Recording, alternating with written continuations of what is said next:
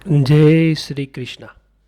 શ્રીમદ ભાગવત મહાપુરાણ એકાદશ સ્કંદ અધ્યાય 22. તત્વોની સંખ્યા, પ્રકૃતિ અને પુરુષનો વિવેક તથા જન્મ મૃત્યુનો પ્રકાર. ઉદ્ધવજીએ પૂછ્યું, એમ વેદો પ્રવૃત્તિ પરાયણ છે એ વાતનું ખંડન કરી આપે નિર્ણય કર્યો કે વેદો નિવૃત્તિ પરાયણ છે. ભલે તેમ હોય તો પણ તેમાં પેટા વિવાદો ઘણા છે. કેટલાક તત્વોની સંખ્યાની બાબતમાં, કેટલાક બાહ્ય પદાર્થોની સત્યતા અને મિથ્યા તત્વના સંબંધમાં, અને કેટલાક આત્મા એક જ છે કે અનેક એમ આત્માના સંબંધમાં વિવાદ ચાલે છે. તો આમાં સત્ય શું તે જાણવાની ઈચ્છાથી હું પૂછું છું. હે જગતના ઈશ્વર પ્રભુ, ઋષિઓએ શાસ્ત્રમાં કેટલા તત્વોની સંખ્યા કહી છે? આપ 9, 11, 5 અને 3 એમ 28 તત્વો કહો છો. તે અમે અહીં સાંભળ્યા. કેટલાક 26, કેટલાક 25, કેટલાક 7, કેટલાક 9, કેટલાક 6, કેટલાક 4, કેટલાક 17, કેટલાક 16 અને કેટલાક 13 તત્વો કહે છે. આમ ઋષિઓ જે અભિપ્રાયથી કહેવાની ઈચ્છાથી તત્વોની સંખ્યામાં અનેકપણું કહે છે તે હે નિત્યમૂર્તિ, આપ અમને કહેવા યોગ્ય છો. શ્રી ભગવાન બોલ્યા, બ્રાહ્મણો તત્વોના સંબંધમાં જે કહે છે તે યુક્ત છે, કેમ કે બધા મતમાં સર્વ તત્વોનો સમાવેશ થઈ જાય છે. જેઓ મારી માયાનો સ્વીકાર કરી કહે છે તેઓની કઈ વાત દુર્ઘટ છે? જેઓની બધી વાત વાજબી છે તો તેઓમાં વિવાદ કેમ ચાલે છે? તેઓ બધા માયાને જ સ્વીકારે છે, તો કયા હેતુ પ્રત્યે તેઓનો વિવાદ છે? આનો ઉત્તર આ છે કે તું જેમ કહે છે તેમ નથી, હું જેમ કહું છું તેમ જ છે. આમ હેતુ પ્રત્યે વિવાદ કરતા બ્રાહ્મણોમાં તેઓના અંતઃકરણની જુદી જુદી વૃત્તિઓ રૂપે પરિણામ પામેલી મારી દુર્લભ સત્વાદી શક્તિઓ જ કારણ છે. જે શક્તિઓ વિકાર પામવાથી વિવાદ કરનારાઓના વિષયરૂપ આ ભેદ ઊભો થયો છે, તે જ્યારે સમદમ પ્રાપ્ત થાય છે ત્યારે નાશ પામે છે, અને તેની પાછળ વિવાદ પણ શાંત થાય છે. હે પુરુષ શ્રેષ્ઠ, તત્વોના એકબીજામાં પ્રવેશ થયો છે, તેથી હર કોઈ વક્તાની જેમ કહેવાની ઈચ્છા હોય તેમ પૂર્વાપરનો ક્રમ તેમજ તત્વોની સંખ્યા ઓછી વધતી થઈ શકે છે. જે માટીમાં ઘડો કાર્યરૂપે બેઠો જ છે, તેમ કારણરૂપ એક તત્વમાં તેના કાર્યરૂપ બીજા તત્વો સૂક્ષ્મ સ્વરૂપે બેઠા જ છે. તેમજ ઘડારૂપ કાર્યમાં તેનું કારણ મારી જેમ અનુસરીને જ રહેલી છે, તેમ સર્વ કાર્યરૂપ તત્વોમાં તેના કારણરૂપ તત્વો પણ અનુસરીને રહેલા જ છે. આ કારણથી તે તત્વોનું કારણ, કાર્યપણું અને જુદી જુદી ગણતરી કરવા ઈચ્છતા આ સર્વ બ્રાહ્મણોનું જેનું મુખ જેમ કહેવા તત્પર થાય તે સર્વમાં યોગ્યપણાના સંબંધને લીધે અમે તેને સ્વીકારીએ છીએ, કારણ કે પૂર્વોક્ત ન્યાયે સર્વના કહેવામાં યોગ્યતા રહેલી છે. તમે કહેશે કે કાર્યરૂપ કારણરૂપ તત્વોને જુદા ગણવા કે નહીં તે વિવક્ષાધીન હોવાથી ભલે તત્વોની સંખ્યામાં ભેદ મનાય, પણ જીવને ઈશ્વર સંબંધમાં ભેદની વિવક્ષા કેમ હોઈ શકે કે જેથી 26 તત્વો અને 25 તત્વો માનનારા બે પક્ષો પડ્યા? આનો ઉત્તર આ છે કે જીવ અનાદિકાળથી અવિદ્યાયુક્ત છે, માટે તેને પોતાની મેળે પોતાના સ્વરૂપનું જ્ઞાન સંભવી શકતું નથી. માટે તેને જ્ઞાન આપનારો તેનાથી બીજ તત્વજ્ઞ પરમેશ્વર હોવો જોઈએ. આમ 26 તત્વો માનનારા પક્ષનો અભિપ્રાય છે, પણ 25 તત્વો માનનારો પક્ષ કહે છે જીવ તથા ઈશ્વરની લેશ માત્ર વિલક્ષણતા નથી, કારણ કે તેઓ બંને ચૈતન્ય રૂપ છે. તેથી તે બંનેને એકબીજાથી જુદા માનવા તે કેવળ વ્યર્થ છે.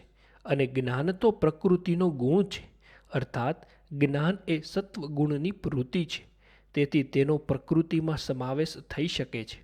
માટે જ્ઞાન 26નું તત્વ નથી, અને જીવ તથા ઈશ્વર પણ એક જ છે, તેથી 25 તત્વો માનવા, એમ તે પક્ષનો અભિપ્રાય છે.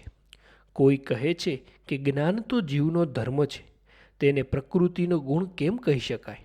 આનો ઉત્તર આ છે કે ત્રણેય ગુણોની સામ્ય વ્યવસ્થા તે પ્રકૃતિ છે. માટે સ્થિતિ, ઉત્પત્તિ અને નાશના કારણ સત્વગુણ તથા તમોગુણ તે પ્રકૃતિના ગુણો છે, આત્માના ગુણો નથી. કારણ કે જીવાત્મા અકર્તા છે, તેની સ્થિતિ આદિના કારણરૂપ ગુણોનું આશ્રયપણું ઘટતું નથી. માટે જ સત્વ ગુણમય એવું જ્ઞાન તે પ્રકૃતિનો ગુણ છે, આત્માને ગુણ નથી. કોઈ કહે કે જ્ઞાન વડે દૂર કરવા યોગ્ય કર્મ તથા અજ્ઞાન કોઈ જુદા તત્વો હોવા જોઈએ. તેનો ઉત્તર આ છે કે રજોગુણની વૃત્તિ કર્મ કહેવાય છે. માટે કર્મ તથા અજ્ઞાનનો પણ રજોગુણ તથા તમોગુણ દ્વારા પ્રકૃતિમાં સમાવેશ થાય છે. પણ કાળ તથા સ્વભાવ એ બંને જાદા તો ખરા ને. આના સમાધાનમાં કહેવાનું કે જેનાથી ગુણોની સામ્ય વ્યવસ્થાને ત્યાગ થવાથી મુખ્ય ગુણભાવ થાય છે તે ઈશ્વર જ કાળ છે અને સ્વભાવ સૂત્રાત્મા મહત્તત્વ જ છે. આ રીતે જ્ઞાન વગેરેને બીજા તત્વોમાં સમાવેશ થાય છે. તેથી 25 તત્વો માનનારા પક્ષમાં એથી વધારે તત્વો થઈ શકતા નથી. પુરુષ, પ્રકૃતિ, મહત્તત્વ, અહંકાર, આકાશ, વાયુ, તેજ, જળ અને પૃથ્વી આ 9 તેમજ હે ઉદ્ધવ સ્રોત, ત્વચા, ચક્ષુ, દ્રાણ્ય અને જીહવા એ 5 જ્ઞાનેન્દ્રિયો અને વાણી, હાથ, ઉપસ્થ, ગુદા તથા પગ એ 5 કર્મેન્દ્રિયો તેમજ જ્ઞાન તથા કર્મરૂપ મન એમ 11 અને શબ્દ, સ્પર્શ, રસ, ગંધ અને રૂપ એ 5 વિષયો રૂપે પરિણામ પામેલા મહાભૂતો અને 3 ગુણો એમ 28 તો મેં કહ્યા છે. 25, 26 તથા 28 એ ત્રણેય પક્ષોમાં જવું, બોલવું, વીર્યત્યાગ, મળત્યાગ અને શિલ્પ એ 5 અધિક તત્વો નથી. કેમ કે આ તે કર્મેન્દ્રિયોના ફળ છે, માટે તે જુદા નથી. એમ ત્રણેય મતના તત્વોની સંખ્યાનો ભેદ જણાવી હવે તે મતોનું તાત્પર્ય શું છે તે કહું છું. ઉપર દર્શાવેલા સ્ત્રોતથી આરંભી રૂપ સુધીના 16 કાર્યરૂપ વિકાર તત્વો અને મહત્તત્વથી માંડી પૃથ્વી સુધીના 7 કારણના રૂપને ધારણ કરનારી પ્રકૃતિ આ જગતની સૃષ્ટિ વગેરેમાં સત્વાદી ગુણો વડે સર્જ્ય, પાલ્ય અને સંહાર્ય રૂપ અવસ્થા ધરે છે. કારણ કે તે પ્રકૃતિ સર્વનું મૂળ કારણ છે. પુરુષ તો અવ્યક્ત અપરિણામી હોય કેવળ નિમિત્ત રૂપે બધું જોયા કરે છે. માટે પરિણામી પ્રકૃતિથી પુરુષ જુદો છે. મહત્તત્વ વગેરે પ્રકૃતિથી ઉત્પન્ન થયેલા તત્વો વિકાર પામી પુરુષની નજરે પડવા સામર્થ્ય પામી એકઠા થઈ પ્રકૃતિના બળથી બ્રહ્માંડ સર્જે છે. એમ તત્વોએ જ આરંભેલા કાર્યરૂપ બ્રહ્માંડના તત્વોમાં જ સમાવેશ મનાય છે. કેટલાક વિદ્વાને 7 જ તત્વો માને છે. આકાશ વગેરે 5 મહાભૂતો, દ્રષ્ટા, જીવ અને દ્રષ્ટા, દ્રશ્યનો આધાર આત્મા. આ મતમાં પ્રકૃતિ, મહત્તત્વ તેમજ અહંકાર એ 3 કારણરૂપ તત્વોનો આકાશ વગેરેમાં સમાવેશ માન્યો છે. અને આ 7 તત્વોથી દેહ, ઇન્દ્રિયો તેમજ પ્રાણ વગેરે સર્વ કાર્યો જન્મે છે. કેટલાક 6 તત્વો માને છે. તે તેઓના મતમાં 5 ભૂતો અને પરમ પુરુષ એમ 6 તત્વ છે. આ મતમાં ભૌતિક સર્વ કાર્યનો 5 ભૂતોમાં અને જીવન પરમાત્મામાં સમાવેશ માન્યો છે. તે કહે છે કે પોતાથી જન્મેલા 5 મહાભૂતો યુક્ત પરમાત્મા આ જગત સર્જી તેમાં જીવ રૂપે બેઠા છે. કેટલાક 4 જ તત્વો માને છે. તેઓના મતમાં પણ આત્માથી તેજ, જળ તથા પૃથ્વી જન્મ્યા માન્યા છે અને તે 4 તત્વોથી જ અવયવી આ જગતનો જન્મ થયો છે. કેટલાક 17 તત્વો માને છે. તેની ગણતરીમાં 5 મહાભૂતો, 5 તન્માત્રાઓ, 5 ઇન્દ્રિયો, મન અને 17મો આત્મા મનાયો છે. કેટલાક 16 તત્વો માને છે. તેઓની ગણતરીમાં આત્મા જ મન કહેવાય છે. કેટલાક 5 ભૂતો, 5 ઇન્દ્રિયો, મન, જીવ અને આત્મા એમ 13 તત્વો કહે છે. કેટલાક કહે છે કે 5 મહાભૂતો, 5 ઇન્દ્રિયો અને આત્મા એમ 11 તત્વો છે. ત્યારે કેટલાક 8 પ્રકૃતિઓ એટલે પ્રકૃતિ, મહત્તત્વ, અહંકાર, 5 મહાભૂતો અને આત્મા એમ 9 તત્વો માને છે. એમ અનેક પ્રકારે ઋષિઓએ તત્વોની ગણતરી કરી છે. તે પ્રકૃતિ તથા પુરુષનો ભેદ જણાવવા માટે કરી છે. આ સર્વ મતો વાજબી છે, કારણ કે તેઓમાં યુક્તિઓ છે. વિદ્વાનોનો કયો મત સારો ન હોય? ઉદ્ધવજીએ પૂછ્યું, હે કૃષ્ણ, પ્રકૃતિ જળ સ્વભાવની અને પુરુષ ચૈતન્ય સ્વભાવવાળો છે. તેથી પ્રકૃતિ પુરુષ બંને એકબીજાથી વિલક્ષણ તો છે, પણ તે બંનેનો પરસ્પરનો ત્યાગ થવાથી તે બંનેને ભેદ દેખાતો નથી. પ્રકૃતિના કાર્યરૂપ દેહમાં આત્મા જણાય છે અને આત્મામાં પ્રકૃતિ જણાય છે. અર્થાત હું એમ બંનેનો અભેદ જણાતું હોવાથી દેહ તથા આત્માનો ભેદ જણાતો નથી. આ રીતે હે કમલ નયન કૃષ્ણ, મારા હૃદયમાં મારો સંશય છે, તે સંશય હે સર્વજ્ઞ યુક્તિમાં પ્રવીણતા ધરાવતા વચનો વડે આપે દૂર કરવા યોગ્ય છે. કારણ કે આ સંસારમાં જીવોને આપની કૃપાથી જ જ્ઞાન પ્રાપ્ત છે અને જ્ઞાનનો નાશ આપની માયા શક્તિથી જ થાય છે. આપની માયાની ગતિ પણ આપ જ જાણો છો, બીજો કોઈ જાણતો નથી. શ્રી ભગવાન બોલ્યા, હે પુરુષ શ્રેષ્ઠ ઉદ્ધવ, અને પુરુષ એ બંનેને વચ્ચે અત્યંત ભેદ છે. કારણ કે દેહાદિ આ સમુદાય ગુણોના વિકારથી જન્મેલો હોય વિકારવાળો છે અને પુરુષ આત્મા નિર્વિકાર છે. હે ઉદ્ધવ, ગુણમય મારી માયા પોતાના ગુણોથી અનેક ભેદ તથા ભેદના જ્ઞાનો રચે છે. આ દેહાદિ સમુદાય અનેક વિકારવાળો છે, તો પણ સ્થૂળ માર્ગે તે 3 પ્રકારનો છે: અધ્યાત્મક, અભિભૂત અને અધિદૈવ. આ શરીરમાં ચક્ષુ અધ્યાત્મક છે, રૂપ અધિભૂત છે અને ચક્ષુના સ્થાનમાં પેઠેલો સૂર્યનો અંશ અધિદેવ છે. જો ચક્ષુ ન હોય તો રૂપ, અને રૂપ ન હોય તે ચક્ષુ સિદ્ધ થતું નથી. તેમજ ચક્ષુની પ્રવૃત્તિ ન હોય તો તેનો અધિષ્ઠાતા દેવ સિદ્ધ થતો નથી, અને અધિષ્ઠાતા દેવ ન હોય તો ચક્ષુની પ્રવૃત્તિ સિદ્ધ થતી નથી, અને ચક્ષુની પ્રવૃત્તિ ન હોય તો રૂપનું જ્ઞાન થતું નથી. આમ અધ્યાત્મ, અધિભૂત અને અધિદેવ એ ત્રણે એકબીજાના આશ્રય વડે સિદ્ધ થાય છે. પરંતુ આત્મા તો આકાશમાં રહેલા સૂર્યની પેટે સ્વતઃ જે સિદ્ધ છે. કારણ કે આત્મા આ અધ્યાત્મ, અધિભૂત તેમજ અધિદેવ એ ત્રણેયનું કારણ અને એક રૂપ છે. માટે જ આત્મા અધ્યાત્મ વગેરે ત્રણેયથી જુદો છે. વળી આ આત્મા સ્વતઃ સિદ્ધિ પ્રકાશ વડે પરસ્પર પ્રકાશક અને સર્વનો પ્રકાશક છે. માટે આત્મા સ્વયં પ્રકાશ હોવાથી પણ દેહાદિથી જુદો છે. એમ ચક્ષુ વગેરે અધ્યાત્મ, અધિભૂત અને અધિદેવ છે. તેમ ત્વચા, સ્પર્શ અને વાયુ, શ્રવણ, શબ્દ અને દિશા, જીવા, રસ અને વરુણ, નાસિકા, ગંધ અને અશ્વિની કુમાર, ચિત્ત, ચિંતવ્ય અને વાસુદેવ, મન, મંતવ્ય તથા ચંદ્ર, બુદ્ધિ, બૌદ્ધવ્ય અને બ્રહ્મા, તેમજ અહંકાર, અહંકર્તવ્ય તથા રુદ્ર એમ 3 અધ્યાત્મ, અધિભૂત તથા અધિદેવ જાણવા. હે ઉદ્ધવ, તમે કહેશો કે વળી પણ તમે દેહાદિની તથા આત્માની માત્ર વિલક્ષણતા જ કહી. હું તો પૂછું કે અધ્યાત્મ વગેરે 3 પ્રકારના પ્રપંચથી જુદા આત્માની પ્રાપ્તિથી સી રીતે થાય? તેનો ઉત્તર આ છે કે અહંકાર દૂર થવાથી આત્માની પ્રાપ્તિ થાય છે. તે અહંકાર સી રીતે દૂર થાય તે સાંભળો. 3 પ્રકારનો ભેદ ટળવાથી જ અહંકાર દૂર થાય છે. આ અહંકાર ગુણોનો વિકાર પમાડનારા અને કાળરૂપ પ્રકૃતિ ઉપાદાન કારણવાળા મહત્તત્વથી વિકાર રૂપે ઉત્પન્ન થયેલો હોય સાત્વિક, રાજસ તથા તામસ એમ 3 પ્રકારનો છે. તે જ અહંકાર પૂર્વક અધ્યાત્મ, અધિભૂત તથા અધિદેવ એમ 3 પ્રકારના મોહમય ભેદનું કારણ છે. આ અહંકાર સાથી દૂર થાય? તેનો ઉત્તર આ છે કે તે અહંકાર આત્માના અજ્ઞાનનું જ એક રૂપ છે. માટે આત્માના જ્ઞાનથી દૂર થાય છે. દેહથી જુદો સત્ય સ્વરૂપ આત્મા છે અને નથી. આવો જ જે વિવાદ છે તે આત્માના અજ્ઞાનથી જ છે. એ વિવાદ જો કે વ્યર્થ છે, તો પણ સ્વરૂપભૂત મારાથી બહિર્મુત પુરુષમાં કદી અટકતો નથી. ઉદ્ધવજીએ પૂછ્યું, હે પ્રભો, આપથી વિમુખ બુદ્ધિવાળા મનુષ્ય પોતે કરેલ કર્મોને લીધે ઉચ્ચનીય દેહો લે છે અને તજે છે. આ વાત આત્માના જ્ઞાનથી રહિત મનુષ્યોને જાણવી કઠિન છે. માટે હે ગોવિંદ, તે મને કહો. કારણ કે આ વસ્તુ જાણનારા વિદ્વાનો ઘણું કરી આ જગતમાં નથી, કેમ કે આપની માયાથી સર્વ ઠગાયા છે. શ્રી ભગવાન બોલ્યા, 5 ઇન્દ્રિયોથી મુક્ત મનુષ્યનું કર્મમય મન એક દેહમાંથી બીજા દેહમાં જાય છે.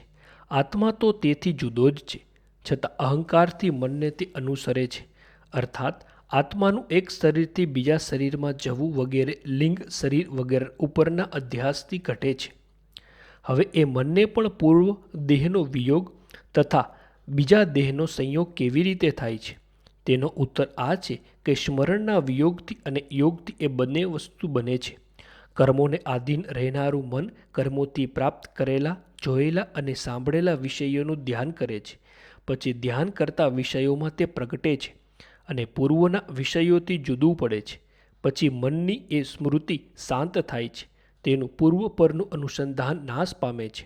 કર્મોએ આણેલા દેવાદિના શરીર પર અત્યંત આગ્રહ થવાને લીધે હર્ષ તથા તૃષ્ણા વગેરે થવાથી અથવા કર્મોએ આણેલા યાતના શરીર વગેરે ઉપર આગ્રહ થવાને લીધે ભય તથા શોક વગેરે થવાથી જીવને પોતાના પૂર્વ દેહની અત્યંત વિસ્મૃતિ થાય છે. તે ઉપરના અહંગનું અત્યંત વિસ્મરણ થાય છે. આમ જીવને કોઈ પણ કારણથી પૂર્વના શરીરનું અત્યંત વિસ્મરણ થાય છે તે જ તેનું મરણ કહેવાય છે. ખરી રીતે જીવનો દેહથી પેટ નાશ થતો નથી. હે પુષ્કળ દાન આપનારા ઉદ્ધવ, એ રીતે શરીરને આ હું છું એમ સર્વ ભાવે સ્વીકારવું એટલે તેના પર હું એવું જે અભેદ ભાવે અભિમાન કરવું તે જ જીવનો જન્મ છે. દેહની પેટે જીવની ઉત્પત્તિ થતી નથી. આમાં દ્રષ્ટાંત સ્વપ્ન તથા મનોરથ છે. એક સ્વપ્ન પછી બીજા સ્વપ્ન, એક મનોરથ પછી બીજો મનોરથ થાય છે. જ્યારે જીવ મનના અધ્યાસને લીધે પૂર્વના સ્વપ્ન કે મનોરથ યાદ કરતો નથી અને તે ચાલુ સ્વપ્નમાં તથા મનોરથમાં પોતે પૂર્વ સિદ્ધિ છતાં પોતાને જાણે અપૂર્વ નવીન જ હોય તેમ જુએ છે. એ જ રીતે પૂર્વ દેહનું વિસ્મરણ તથા બીજા દેહનું સ્મરણ થતાં એટલે મનના અધ્યાસથી પૂર્વ દેહ ઉપરનું અભિમાન દૂર થતાં અને બીજા દેહ ઉપરનું અભિમાન પ્રાપ્ત થતાં જીવ પૂર્વ સિદ્ધ એવો પણ પોતાને જાણે નવો જન્મ્યો હોય તેમ જુએ છે. ઇન્દ્રિયોના આશ્રયરૂપ મનને બીજા દેહમાં અભિમાન થવાથી જન્મ થાય છે અને તેને લીધે જ વસ્તુરૂપ આત્મા વિશે ઉત્તમ, મધ્યમ તથા નીચ આ ત્રણ પ્રકારના મિથ્યા હોવા છતાં ભાસે છે. આમ દેહાદી ઉપરના અભિમાનવાળો આત્મા બાહ્ય આભ્યંતર ભેદનું કારણ બને છે. એટલે બાહ્ય વિષયોને તથા અંદરના સુખ વગેરેને જુએ છે. જેમ સ્વપ્નમાં અનેક મિથ્યા દેહોને ઉત્પન્ન કરતો અને તે જોતો જીવ અનેક રૂપ ભાસે છે અથવા ઇન્દ્રિયોના આશ્રયરૂપ મનના અભિમાનથી જન્મ પામે છે અને તેથી વસ્તુરૂપ આત્મા વિશે આધ્યાત્મ, અધિભૂત અને અધિદેવ એ ત્રણ પ્રકારો ભાસે છે. જેમ દુષ્ટ ઉપર પુત્ર ઉત્પન્ન કરનાર પિતા પોતે સમાન હોય છે છતાં પુત્ર ઉપરના અભિમાનથી પુત્રના શત્રુ, મિત્ર વગેરે ઉપર શત્રુ ભેદભાવ વાળો થાય છે. તેમ એમ લોક પ્રસિદ્ધ જન્મ મરણ જણાવી તમે નહીં પૂછેલા સૂક્ષ્મ જન્મ મરણ પણ તેમને વૈરાગ્ય થવા માટે જણાયું છે. હે ઉદ્ધવ, જેનો વેગ જણાતો નથી એવા કાળને લીધે પ્રતિક્ષણ શરીરો ઉત્પન્ન થાય છે અને નાશ પામે છે. પણ કાળ અતિ સૂક્ષ્મ હોવાથી તેણે કરેલા જન્મ મરણને અવિવેકીઓ જાણી શકતા નથી. જેમ કાળ પરિણામ વગેરેથી દીવાઓની જ્વાળા વગેરેની ગતિ વગેરેથી પાણીના પ્રવાહોની અને રૂપ વગેરેની વનસ્પતિના ફળોની જુદી જુદી અવસ્થાઓ કરે છે, તેમ સર્વ પ્રાણીઓમાં વય, અવસ્થા, તેજ, બળ, કામ તથા કુશળતા વગેરે કરે છે. જેમ ક્ષણે ક્ષણે બદલાયેલી જ્વાળાઓની સમાનતાથી જ તે જ આ દીવો છે જે મેં પહેલાં જોયો હતો એમ ખોટી ઓળખાણ થાય છે અને ક્ષણે ક્ષણે બદલાયેલા પાણીના પ્રવાહોની પણ સમાનતાથી જ તે જ આ પાણી છે એમ ખોટી ઓળખાણ થાય છે. તેમ ક્ષણે ક્ષણે બદલાયેલા મનુષ્યના શરીરમાં પણ અવિવેકીઓની જ તે આ પુરુષ છે આવી ખોટી વાણી અને બુદ્ધિ હોય છે. અહીં શંકા થાય છે કે દેહના અધ્યાસવાળા પુરુષને કર્મો તથા જન્મ મરણ હોય પણ બીજાને ન હોય આવી અવસ્થા ઘટતી નથી. જેમ એક પુરુષ ગળાને ગળો માને છે ત્યારે બીજો તે ગળાને ગળો નથી માનતો એમ નથી. આ શંકા કરવી નહીં, કારણ કે અજ્ઞાનીને પણ ખરી રીતે કર્માદિનો અભાવ છે. તે સાંભળો. તે અજ્ઞાની પુરુષ દેહના અભ્યાસવાળો છતાં પણ પોતાના કર્મરૂપી બીજ વડે જન્મતો નથી. તે મરતો પણ નથી. તે પોતે અજન્મા છે છતાં ભ્રાંતિને લીધે જન્મતો હોય અને મરતો હોય તેવો ભાસે છે. જે મહાભૂતોમાંના તેજરૂપ અગ્નિ પ્રલયકાળ સુધી હોય જ છે છતાં લાકડાના સંગથી જન્મતો હોય, લાકડાના વિયોગથી નાશ પામતો હોય તેવો ભાસે છે. પેટમાં પેસવું, પેટમાં વધવું, જન્મ થવો, 5 વર્ષ સુધીની બાલ્ય અવસ્થા, 16 વર્ષ સુધીની કુમાર અવસ્થા, 50 વર્ષ સુધીની યુવા અવસ્થા, 60 વર્ષ સુધીની મધ્ય અવસ્થા, પછી વૃદ્ધા અવસ્થા અને મરણ, આ 9 શરીરની અવસ્થાઓ અવસ્થાવાળા દેહની જ છે. દ્રષ્ટા પોતે અવસ્થાઓ રહિત છે. મનોરથમય નાની મોટી આ શરીરની અવસ્થામાં પ્રકૃતિના અવિવેકથી કોઈ જીવ પોતાની માની લે છે અને કોઈ વખત પરમેશ્વરની કૃપા થવાથી પ્રકૃતિના અવિવેક દૂર થતાં આ અવસ્થાઓવાળા દેહની જ છે. દ્રષ્ટા પોતે અવસ્થાવાળો નથી. તે અવસ્થાઓને તજે છે, પોતામાં માનતો નથી. જોકે જન્મ મરણના સમયે મૂર્છા આવતી હોવાથી પોતાને પોતાના દેહના જન્મ મરણની ખબર પડતી નથી, તો પણ પોતાના પિતાના દેહના મરણ ઉપરથી તેમજ પોતાના પુત્રના દેહના જન્મ ઉપરથી પોતાના પણ મરણ તથા જન્મને અનુમાનથી જાણવા જોઈએ. એ રીતે જન્મ મરણ જેના થાય છે તે દ્રશ્ય હોય ઉત્પત્તિ તથા નાશવાળા શરીરોના દ્રષ્ટા જીવ ઉત્પત્તિ તથા નાશરૂપી ધર્મવાળો હોઈ શકતો નથી. જેમ વૃક્ષના બીજને જન્મને તથા પાકી જવાથી મરણને જાણનારો દ્રષ્ટા એ વૃક્ષથી જુદો છે, તેમ દેહના જન્મ મરણને જાણનારો દ્રષ્ટા જીવ પણ તે દેહથી જુદો છે. માટે જીવ દેહમાં વર્તે છે તો પણ દેહમાં ઉત્પત્તિ તથા નાશરૂપી ધર્મથી સંબંધ પામતો નથી. એ રીતે પ્રકૃતિ રૂપ દેહાદી આત્મા જુદો છે. આવું સત્ય વિવેચન ન કરી વિષયોમાં અત્યંત મોહ પામે છે અને તે સંસારમાં સત્ય ગુણના સંગથી સત્વગુણને યોગ્ય કર્મોએ ભમાવેલ જીવ દેવપણાને પામે છે. રજોગુણના સંગથી રજોગુણને યોગ્ય કર્મોએ ભમાવેલો જીવ અસુરપણું તથા મનુષ્યપણું પામે છે અને તમોગુણના સંગથી તમોગુણને યોગ્ય કર્મોએ ભમાવેલો જીવ ભૂતપણું અથવા પશુ પક્ષીપણું પામે છે. અહીં કોઈ કહે છે કે અકર્તા આત્માને કર્મોથી ભમવાનું કેમ હોઈ શકે? આનો ઉત્તર આ છે કે જેમ કોઈ નાચતા અને ગાતા મનુષ્યોને જોતો મનુષ્ય તેને અનુસરે છે, એટલે તેનો સ્વરો તથા તાલ વગેરેથી ગતિને તથા શૃંગાર કરુણ આદિ રસને પોતાના મનમાં તે પ્રમાણે લાવે છે. તે બુદ્ધિના ગુણોનો જોતા પુરુષ પોતે અકર્તા છતાં બુદ્ધિના ગુણો વડે બળાત્કારે અનુસરાય છે. હવે ઉપાધિના ધર્મો ઉપાધિવાળા પાસે છે એ અહીં દ્રષ્ટાંત સાથે કહું છું. જેમ પાણીના હાલવાથી તેના પ્રતિબિંબ રૂપે પડેલા વૃક્ષો પણ જાણે હાલતા હોય તેવા દેખાય છે, તેમ અંતઃકરણના જન્મ મરણ વગેરે અંતઃકરણમાં પ્રતિબિંબિત થયેલા આત્મા વિશે પાસે છે. ખરી રીતે આત્માને જન્મ મરણાદિ નથી. હવે ગ્રાહકના ગુણો ગ્રાહ્યમાં ભાસે છે તે જુઓ. જેમ ફૂદડી ફરતા મનુષ્યની આંખ ભમતી હોય તેથી મને પૃથ્વી પણ ફરતી દેખાય છે, તેમ વિષયો ગ્રહણ કરનાર મને જ કલ્પેલા લાવણ્ય વગેરે ગુણો વિષયોમાં દેખાય છે. ખરી રીતે લાવણ્યાદિ ગુણો વિષયોમાં છે જ નહીં. આમ મનના કારણે જ આ સંસાર છે. હે ઉદ્ધવ, જેમ પ્રસિદ્ધ મનોરથની વિષય બુદ્ધિ તેમજ સ્વપ્નમાં જોયેલી વિષય બુદ્ધિ ખોટી છે, તેમ આત્માને થતો વિષયોનો અનુભવ રૂપ સંસાર પણ ખોટો છે. જેમ સ્વપ્નમાં જોયેલું પોતાના માથાનું કપાવું અને સર્પદંશ વગેરે અનર્થ ખરી રીતે નથી જ, છતાં દેહાદિના અધ્યાસથી તેનું ચિંતન કરવાને તે પ્રાપ્ત થાય છે, તેમ વિષયોના અનુભવ રૂપ સંસાર ખરી રીતે નથી, છતાં વિષયનું ચિંતન કરનાર આત્માને તે દૂર થતો નથી. માટે હે ઉદ્ધવ, તમે દુષ્ટ ઇન્દ્રિયોથી વિષયોને ઉપભોગ ન કરો, પણ આ સંસાર રૂપી ભ્રાંતિ આત્માના અજ્ઞાનથી જ આત્મામાં પાસે છે એમ જુઓ. દુષ્ટ મનુષ્યો તિરસ્કાર, અપમાન, હાંસી કે ગુણોમાં દોષાદોષ કરે, માર મારે, બાંધે, આજીવિકા પડાવી લે, ઉપર થૂકે, મૂત્ર કરે અથવા અજ્ઞાનીઓ એ રીતે અનેક પ્રકારે પરમેશ્વર વિશેની નિષ્ઠાથી ભ્રષ્ટ કરવાનો પ્રયત્ન કરે અને તેથી સંકટમાં આવી પડાય, તો પણ મુક્તિ ઈચ્છતા પુરુષે ધૈર્યથી બુદ્ધિથી આત્માને ઉદ્ધારવો. ઉદ્ધવે પૂછ્યું, હે વક્તાઓમાં શ્રેષ્ઠ, આપે આ કહ્યું તે બરાબર સમજી શકું તેમ આપ અમને કહો. હું માનું છું કે દુષ્ટ લોકોએ કરેલો આપનો અપરાધ અત્યંત દુઃસહ હોય છે.